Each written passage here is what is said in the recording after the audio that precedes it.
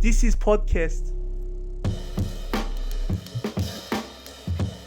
Comedy podcast. Comedy podcast. No, I wouldn't say it's a good metaphor at all. I'm just trying to help, dude. I don't understand why you're getting aggressive. Comedy podcast.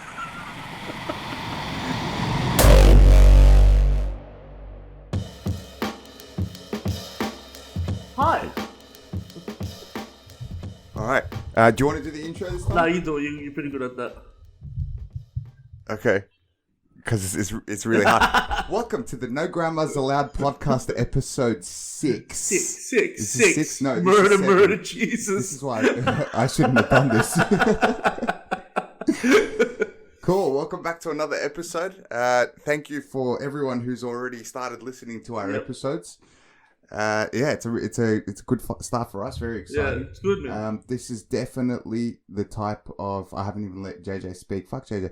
This is definitely the type of podcast where if your grandma was watching, or our grandmas were watching us or you, they'd think, wow, we've got some serious problems. We've let off some secrets, that's for sure. Oh my god. So how you been, man? Let's get the obvious shit out of the way. So I went to Hawaii. I got married. Congratulations. Spewing she didn't say no. That's pretty much what a few people said was, wow, I can't believe she actually is married to you. How'd you get someone to go that far? I know. How much, how did you drug her to say yes? Roofies, bro. Roofing is the secret. Keep that in mind. Yeah, so no, we kept it a secret, bro. We didn't tell anyone. You know, it was just marriage. Yeah. That's what we think. You know, marriage should just be for us. Alright, so, yeah, whatever, bro. Yeah. Whatever, bro. Okay, fine. I'm sorry, Jay. We should have got married for you. No. I wanted to be there, but I wasn't there. Yeah. How did your mum feel about it? All right, so this is a good one. So, 3.5 weeks prior. We went to my brother's wedding, which was in Turkey, so everyone was there. And he did the my right brother thing. He did the right thing, the traditional thing. So my brother and the bride started dancing. They did their first dance, and my mum's sitting next to me, and she whispers into my ear and goes, "Oh, I wish someday I can see you and Sylvia dancing like this at your wedding." As soon as she said that, I was like, fucked up. Yeah. I fucked up hard. In my head, right? I was like, oh, she's going to disown me, right? When I tell her. And then it was all good, though. Like, as soon as that night, I called her with Sylvia. And I was like, look, just if whoever you're around, just get together because we're about to give you some news. Yeah. And then her face just went sour. And I was like, oh, shit, this is... Oh, my God, my son broke off. I was thinking, at that point, I was like, I'm not going to have a mum. So I said, I go today. We went to a beach, like full casual. Went to a beach. All right, just a cash swim sesh. And I was like, while we're here, I said, we got married and we showed the rings, and bro, her jaw dropped. Yeah. She went, and then she was like, "Oh my gosh, we're so happy for you!" That's good. And my grandma was crying. Yeah. And, massive weight lifted off my shoulders. Nah, it's good, man. It's good. Yeah, I'm happy for you. Congratulations. Thanks, bro. One thing I'll definitely be grateful for is that I think it's just my family is like, because we're quite open. Yeah. And she's like, look, you guys have done something that you're happy doing, and we're happy that you're happy. So because my mum's like that, it was such a relief. So, I really thought I was going to have no mum. Yeah, you know what it is? I think your mum was just relieved that both her sons aren't gay. That's what it was. You know, if I really think about it, yes, your mum was probably starting to get worried about your older brother. Going, oh my God, I think he's top, which means gay in Turkish. And then he got married, that was a relief. Then she whispers in your ear. She still wasn't convinced Sylvia was a girl. And then you got married, and then she was like, okay, it's relief now. Off her chest. Weight off her chest. Off her titties. Weight off her titties. Oh, this is so much better. Oh, my sons aren't gay.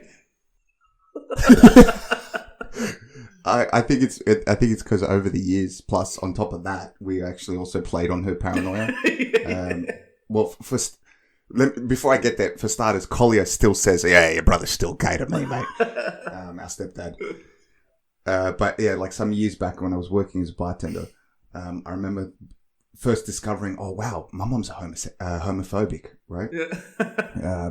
She used to be, right, before she had any gay friends. And then I was like, all right, I'm going to play with this. So I finished work, come back home. The next day she goes, how was work last night, honey?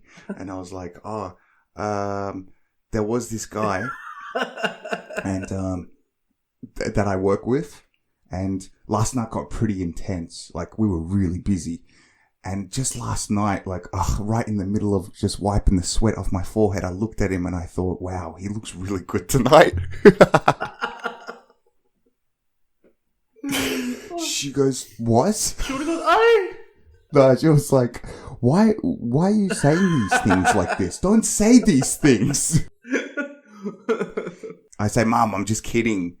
But it probably was like, in her eyes, a defense mechanism. Like, oh, I'm just joking. I'm not like that. Huh? Yeah, it's good that you got married now. Your brother got married, then you got married, so it's all good. Thanks. How's Hawaii in general?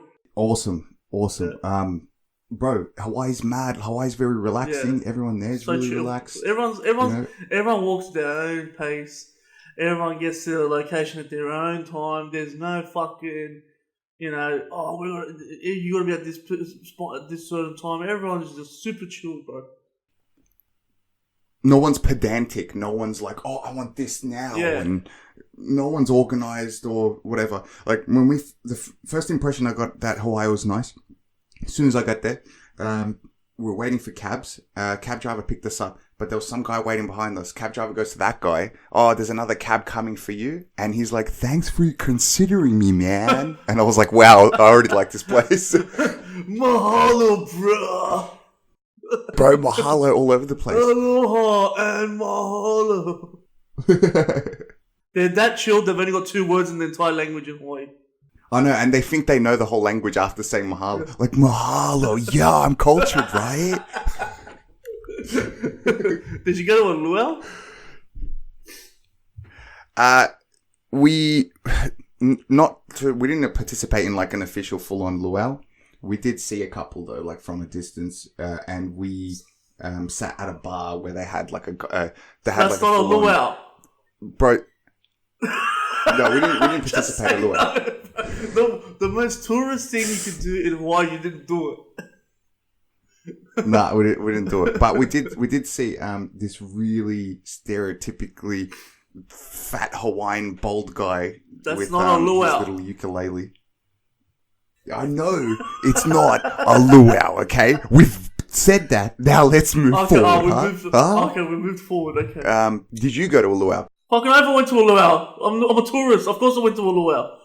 There's a button bay. They go through every culture in the Pacific Islands. So they do like a Hawaiian dance. Then they do the haka, the Maori haka. Then they do the Tongan one. Then they do the Samoan one. And it's pretty much run by majority Samoans, the luau's. And yeah, it was good, man.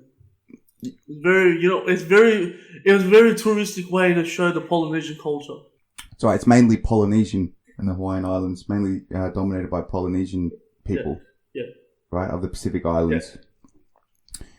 Yeah, I had a moment where I met this guy where I was picking up the Mustang because we hired a Mustang, and I go, wow, man. I go, what's your background? And he goes, I'm Samoan. Why you ask?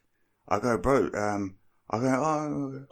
No. He goes, why are you curious? I go, because you're pretty big, dude, compared to a lot of Hawaiians here. I go, you're massive, bro. This guy was like towering over me. Yeah, but there's heaps of Samoans there, man. Heaps more than any other, I think. Hey, man, do you want your car?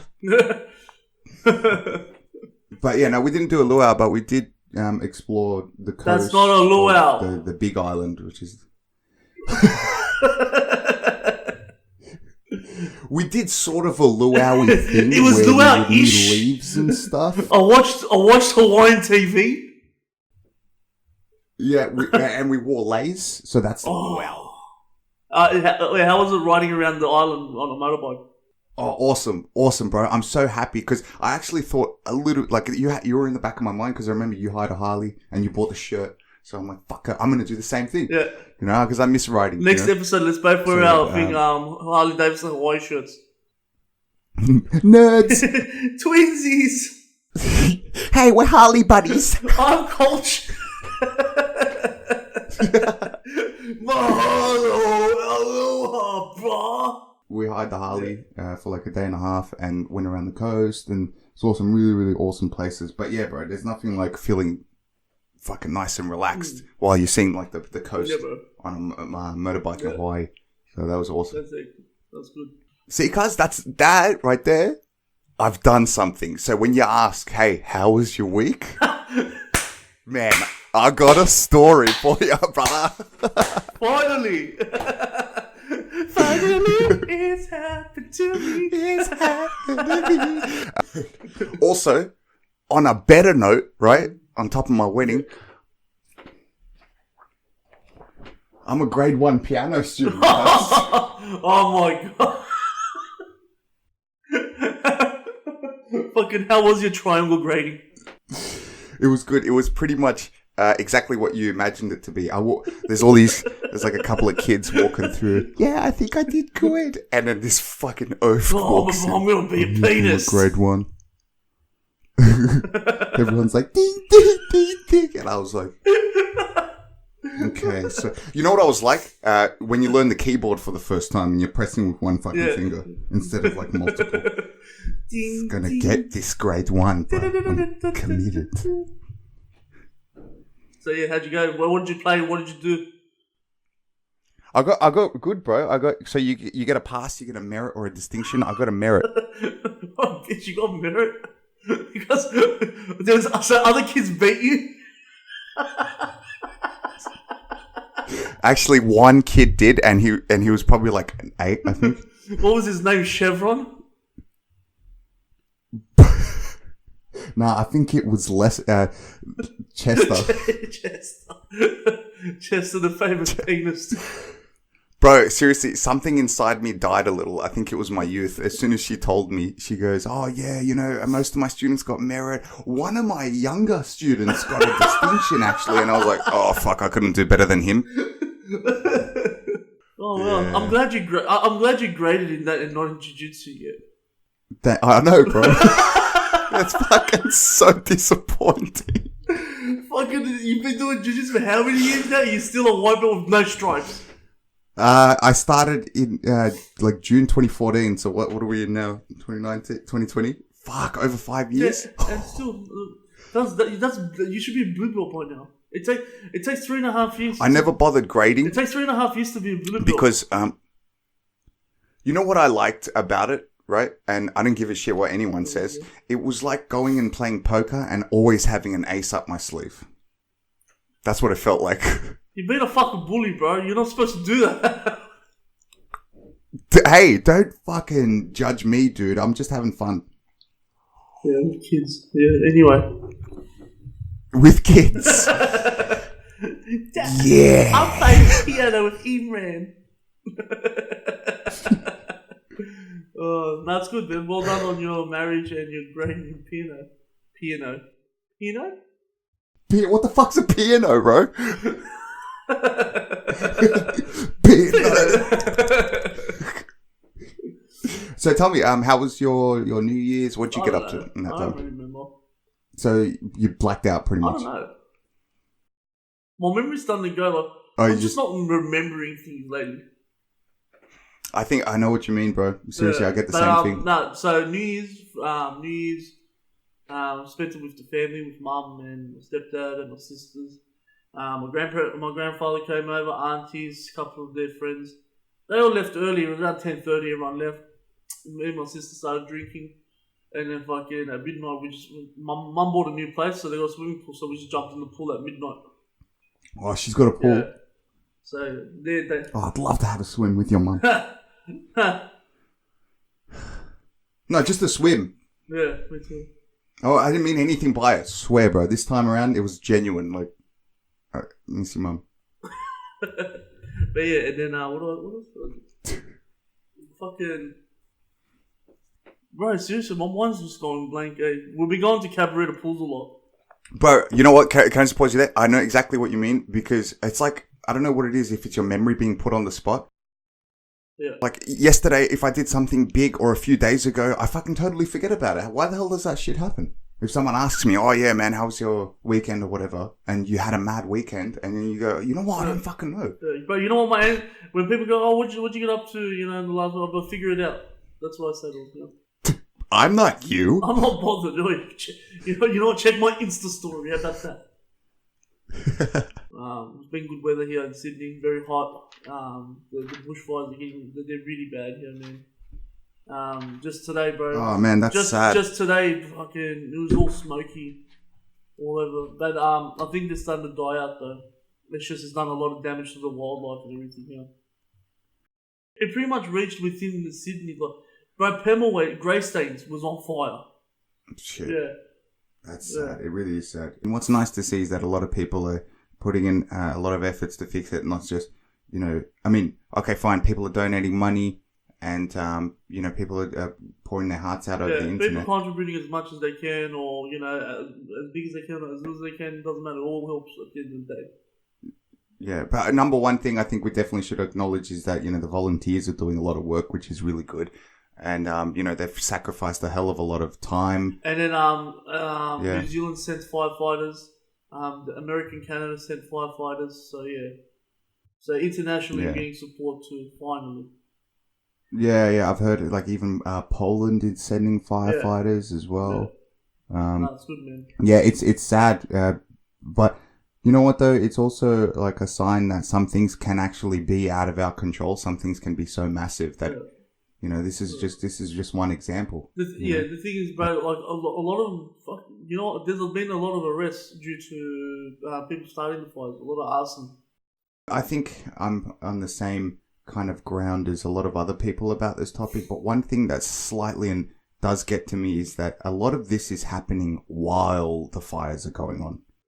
Yeah, the fires happen, but then the arsons take advantage of that situation, which is annoying. Yeah. But the federal government didn't do shit. Fucking the state government, they're doing everything in their power to do whatever they can.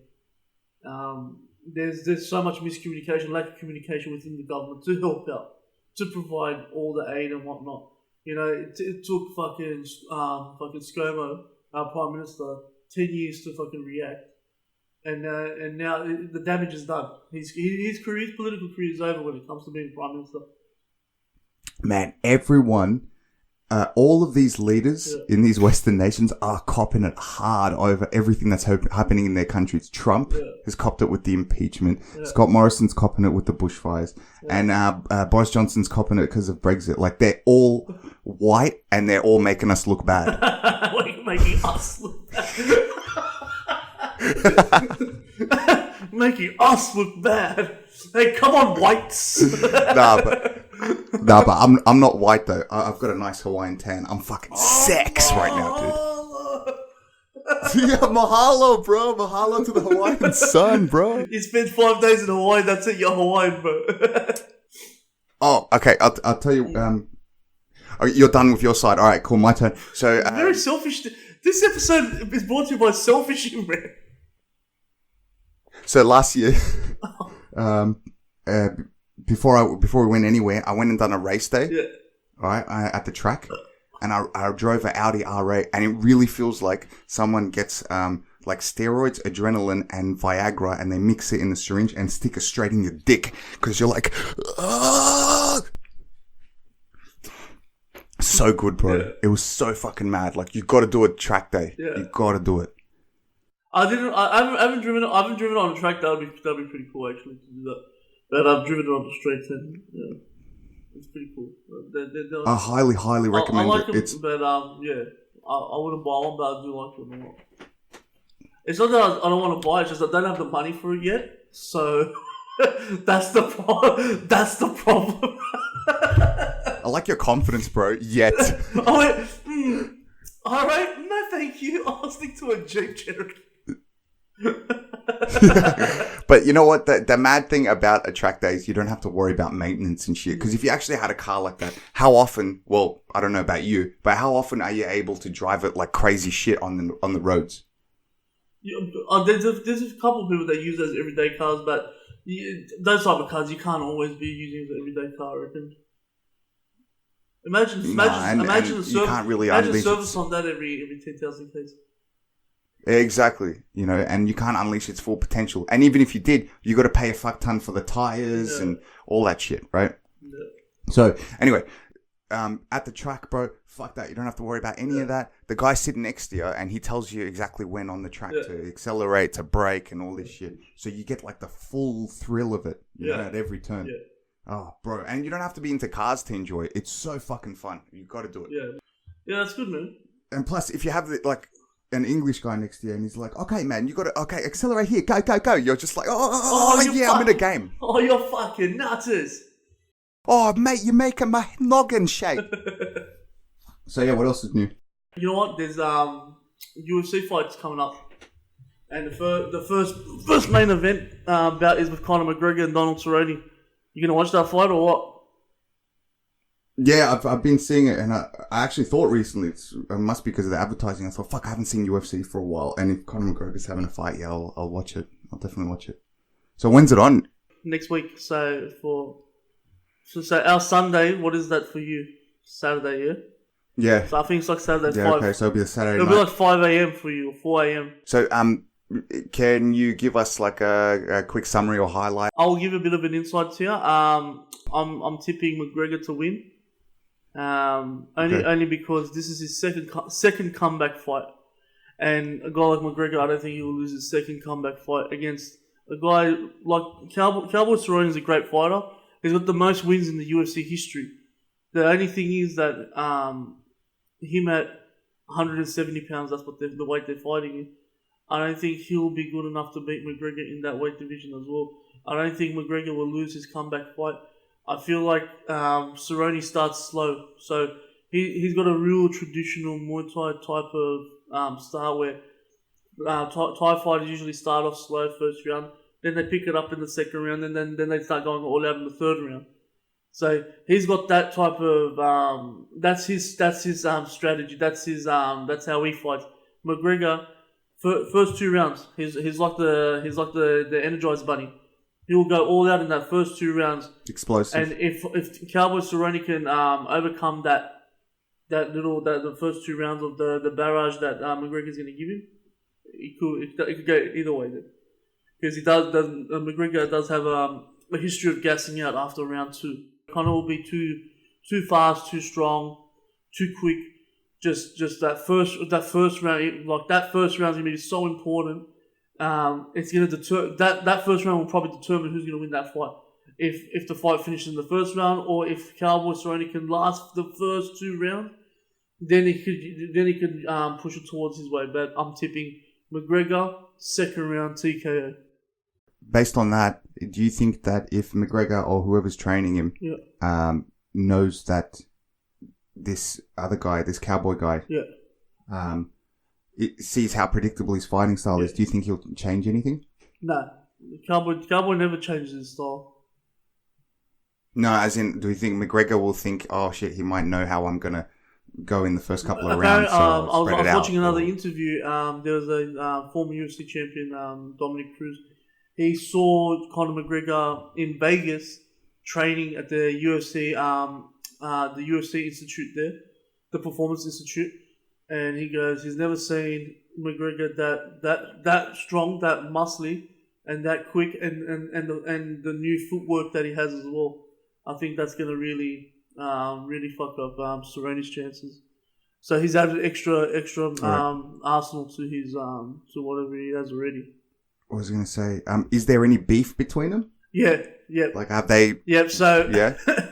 So there was a huge press conference, and then it was going to be it was Aldo versus McGregor, but behind him is former champion Dos Anjos and Cerrone. They were going to fight each other, but they're in this huge press conference together, and then McGregor's like, he goes, I'll come up to lightweight, I'll beat all those people in lightweight. I call them the stuck in the mud division. Blah blah blah. He goes, they're too slow. They're too stiff. He goes, I'll bash you all around. You guys are too slow and too stiff. Guys can't handle me. And the cowboy's like, sit your fucking Irish ass down. You know how he fucking speaks. But yeah, there is a bit of beef there. McGregor talks so big Yeah. that even to someone like me who doesn't follow UFC as much, makes me think, wow, man, if there was a tsunami, he'd still talk big to that tsunami. You're going to destroy this city because I'll destroy you. I'll take on this city at the same time. I'll take you all on. All right, bro. Yeah, it's like, relax, bro. Fuck, no, it's a tsunami. Like, you can't control it. How about fight the bushfires while you're at it? You can't punch a fucking ember. They're just there doing spinning kicks at the fucking bushfires. It's not working. McGregor. Like the most. That's. I can't wait for that fight, man. I'm itching for a UFC event. They haven't had one in a month. Yeah, I am too, actually. I haven't seen it for a while, and anytime I see something on social media with UFC, I'm like, fuck, I actually miss watching this with the boys and seeing everyone get G'd up, particularly our friend Ino. Actually, oh man, I'm gonna make sure he comes over and watches the fight at my house. Please do. I think there was a time when Inan really, stepped it up. Oh, well, not stepped it up, but went a bit crazy. Can you tell us about that story? Yeah, he's got a big hatred against McGregor, and and it was Nate Diaz versus Conor McGregor, and what do you call it? I go to Inan, bro. Diaz gonna get bashed. He says, "Oh, bro, fucking Stockton, bro, the fucking real gangster, bro." Blah blah blah. All this bullshit that he said to me, and I'm like, yeah, whatever, bro, whatever. But then I started putting it on him. Yeah, I go, Conor McGregor's gonna win within the first 2 rounds, blah blah blah. I was talking all this smack to him, but I was talking so much shit to him. And the fight before with Conor McGregor against Jose Aldo, he was cheering for Jose Aldo. I was going for Conor McGregor.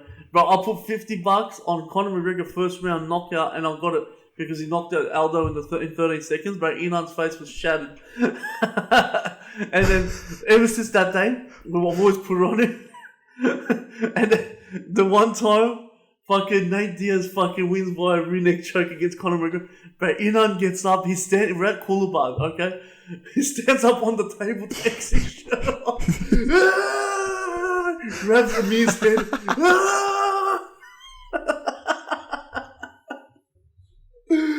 Oh, bro, it's the happiest cunt. You know what, Inan, if you're listening, I know Inan listens to this podcast. You're the biggest fucking Diaz dick rider on earth.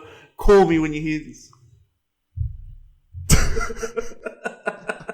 Inan's the best when it comes to his expressions, right? Yeah. So if he's really excited and he's about to rub it into someone that he's either killed them in Call of Duty or fucking beat him with FIFA or in UFC, fucking eyes wide open, most expressive. But you know what's the best also is if you win this bet and he gets really sad and he's lost. Even then, he's the best as well because he's like, oh, fuck, cuz. Yeah, he's like, I'm actually pretty shattered today. Ha ha.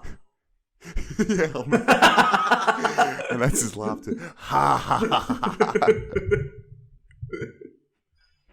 Oh, man. Oh, he's such an idiot. One time, I remember in my backyard, we were playing games in the garage. We were playing some games, and he beat someone. Yeah. Right? And the garage is right next to the neighbor's backyard. Yeah. And the neighbor's backyard, they're having a barbecue. Yeah. yeah. I think I remember this. Everyone's out in my backyard, and we're chilling out. And then all you can first hear is Inan beating someone. Fucking yes, you fucking sick god! You thought you were gonna fucking win, but you didn't. Like that, and going nuts.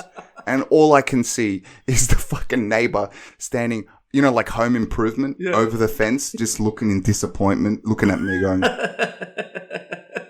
fuck that neighbor about that. Bro, I go in there, I go to Inan, I go, shut up, bro. The neighbors are like right there, they're trying to have a barbecue, and all they can hear is fuck, fuck, fuck, fuck. And he's like, bro, fuck him. Because that was the least of that neighbor's worry, but your other neighbor was, I'm pretty sure, was growing marijuana, but whatever. Don't say his name, but yeah. We'll probably cut that out. Fucking Name dropping left, right, and center. Well, talking of neighbors, there is you just made me remember. There's this one story of when one of our neighbors, the Vietnamese neighbor, because Capo is just Vietnamese. Yeah. Next door, I think this was years ago. Collier told me this story. Fuck, I laughed. He explains it so much better. They had a big party at his place in the backyard where we used to hang out, and they ran out of beers, and they say hello to the next neighbor over the fence, and they say, "Hey guys, please help us out, right?" And they have this friend, this lady. Yeah. She's got her shirt off, tits hanging out, and they hang it over the fence, and they go, "We give you woman, you give us beer." And they're like, "Oh." They go, no. You keep woman. We give you beer. And they gave VBs. Fucking Collier. What's he got? I'm all out, bro. I think I'm out. Straight up, bro. I'm a bit drained day today.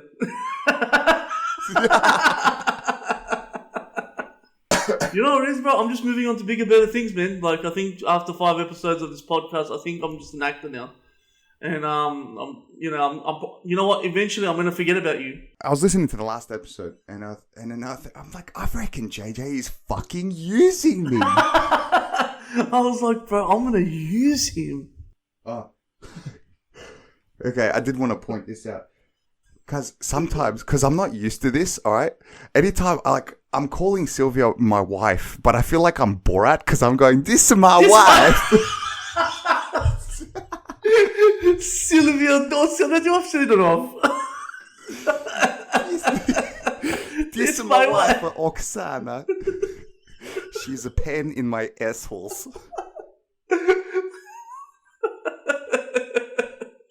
We told my stepdad what we were doing, Collier. Yeah. And he's like, he goes, "So you guys are going to Hawaii?" And we're like, "Yeah, we're going to go and do this and that and blah, blah." He goes, and he guessed this, bro. He goes, "You're going to get married on the beach as well?" And we were like, me and Sylvia were looking at each other. Our faces just went sour. We were like, "Oh, like shit. Who snitched?" Yeah. And then, and then after we told everyone, the day after, my brother kept going, "Man, I'm so fucking sick of hearing Collier saying, 'Oh, I fucking knew it.'" That's it. You know, wear that like a badge of honor that he knew the whole time. Before we go as well, donate to the bushfire relief wherever you can, and however you can, man. Anything, any big contributions, small contributions, they all matter at the end of the day. Actually, any type of contribution as well. Anything you can do. I have to bring up that there was a few of those boys. There was like an article out about some Muslims and doing a barbecue.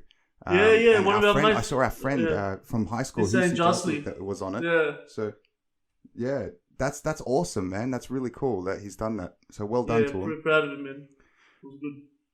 Yeah, they've gone around doing barbecues for all the victims and all the firefighters and stuff, I think. Yeah. So well done to them. That's really, really motivating type of thing to read about. So it's good, man. I swear everyone's helped out, and it's good to see our people that we know actually helping out too. So yeah, very good, very happy, very proud. Absolutely. All right, well that pretty much does it. No Grandmas Allowed podcast. Thank you all for listening. Just trust me, don't let your grandma catch you watching this shit because, alright, we might be serious here and there, but we say some really fucking ridiculous shit here. Yeah, crazy, bro. I think that was the most demotivating fucking close of the episode ever. To make sure your grandma, you're good, bro. Just like and follow our pages, okay? Like, subscribe. We're really good on YouTube. You want to watch the video podcast, it's better. Yeah. But if you can, also support us by listening to us on Spotify, Google, and Apple. Podcast. Yeah. What? Are we done? I think so.